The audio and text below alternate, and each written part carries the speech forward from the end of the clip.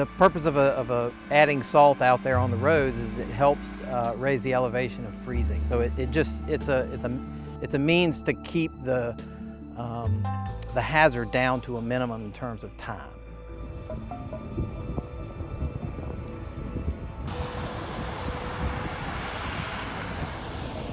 I got to say kudos to my staff, because these guys come in and they go out and work in conditions where people they don't want to be out working in these conditions. But we know that our citizens depend on it.